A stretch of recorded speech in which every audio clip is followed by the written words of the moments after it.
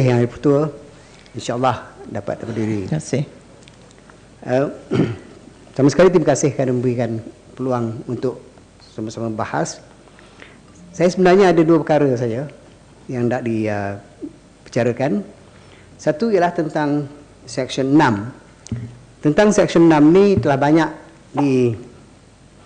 dibahaskan tentang bahasa dan juga istilah yang digunakan. Tetapi saya nak mengambil aspek yang lain, iaitu aspek implikasi daripada Section 6 ni. Section 6.2 suatu teks yang dalam bahasa kebangsaannya dalam subsection 2A menghendaki pemberi perkhidmatan komunikasi untuk memintas dan menyimpan komunikasi tertentu atau komunikasi daripada keperluan tertentu. Yang dikatakan sini ialah menghendaki pemberi khidmat. Bila pemberi perkhidmat itu dapat memintas, misalnya perbualan atau apa-apa sekali yang berlaku di antara pihak-pihak tertentu, ini boleh dianggap sebagai mencerobohi privasi. Dan soal privasi ini adalah satu perkara yang penting dan saya rasa perlu dipertahankan. Melainkan kita hendak memintas perkara-perkara yang sangat serius dari segi keselamatan negara. Bila kita sebut tentang memintas ini, dan terutama sekali kalau ia berkaitan dengan keselamatan negara, berartilah pihak yang memberikan perkhidmatan itu harus bekerjasama atau mungkin bekerjasama dengan pihak berkuasa yang tertentu, misalnya pihak polis ataupun pihak special branch dan sebagainya, sama ada dengan diketahui umum ataupun tidak. Nah, sekiranya berlaku hal seperti ini apabila masuk special branch dalam urusan ini, ada kemungkinannya bahawa yang dipintas itu bukannya soal keselamatan negara saja, tapi mungkin juga politik yang tak ada kaitan dengan keselamatan negara. Hanya untuk memantau apa yang berlaku misalnya dalam bidang politik, bukan saja di antara parti yang berlainan, tetapi dalam parti yang sama umpamanya. Jadi berartilah di sini kita pergi kepada satu soal yang agak sensitif. Dan kita ketahui misalnya baru-baru ini telah timbul satu kontroversi yang besar oleh kerana adanya tuduhan pemintasan ataupun pemantauan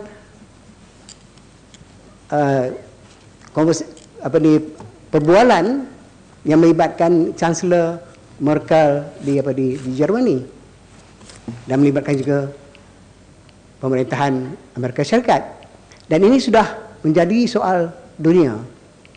Dan bila ada suasana dunia yang sangat sensitif kepada soal pemantauan seperti ini, maka dengan mudah saja kalau kita melakukan sesuatu yang sama di negara ini, maka kalau ia terkeluar, dan memang sudah akan terkeluar, ia tentu sekali akan merosakkan imej negara.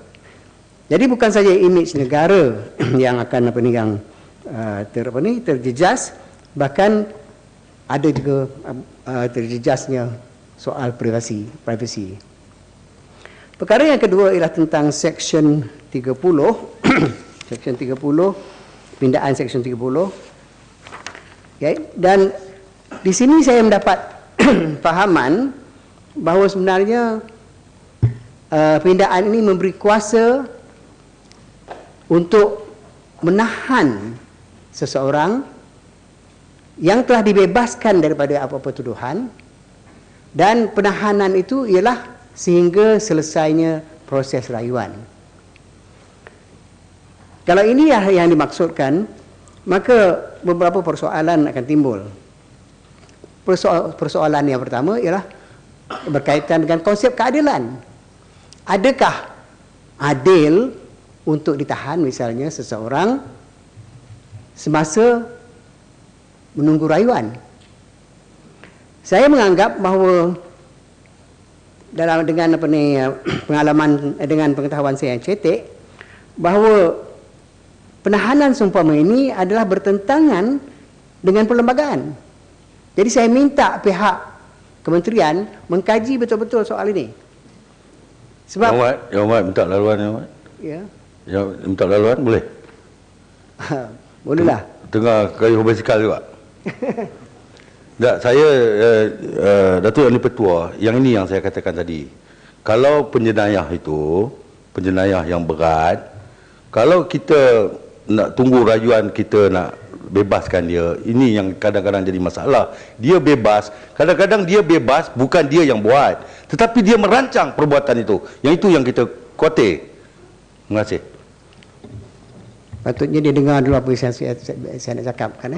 Minta penjelasan. Saya telah katakan tadi. Ya, minta penjelasan sikit. Sekejap. Teruskan. Kalau tidak silap saya, tujuan seksyen ini ialah untuk mereka yang dituduh dan dibebaskan di mahkamah. Bermakna mereka tidak bersalah. Tetapi kerajaan terus berhasrat untuk menahan mereka. Jadi minta, adakah itu kedudukannya, Yang Berhormat? Betul, itu yang saya faham daripada pindaan ini. Dan itu sebab saya kata tidak adil. Kerana dia dah bebas dalam mahkamah, patut dibebaskan. Dan tidak misalnya pihak pendakwa minta supaya ditahan. Kalau pindaan ini dibuat, saya beranggapan dengan pengetahuan cetek saya tentang perlembagaan, dia bertentangan dengan perlembagaan persekutuan. Misalnya dalam bahagian 2 soal kebebasan asasi, kalau kita ambil misalnya bahagian itu, dan juga kalau kita ambil umpamanya perkara 7 dalam perlembagaan juga, yang bahagian 2 antara lain, misalnya saya petik sikit saja, tiada seorang pun boleh diambil nyawanya atau dilucutkan kebebasan dirinya kecuali mengikut undang-undang. Jadi bila dia ditahan sementara rayuan, itu melucutkan kebebasan dia dan melainkan mengikut undang-undang. Tapi undang-undang itu baru nak dibuat. Katakan lulus. Kalau lulus, saya ingin bertanya lah, sebab ini ada kaitan juga dengan pasal pada 72, seorang yang telah dibebaskan daripada sesuatu kesalahan atau disabitkan untuk sesuatu kesalahan tidak boleh dibicarakan semula kerana kesalahan yang sama. Kita tak tahulah sama ada dia akan bicarakan kesalahan yang sama. Kalaulah misalnya kan. Jadi berarti pindaan ini akan bertentangan dengan maksud perlembagaan seperti yang saya fahami. Kalau pemahaman saya ini benar, saya ingin pihak kementerian mengkaji sehalus-halusnya pertentangan ini.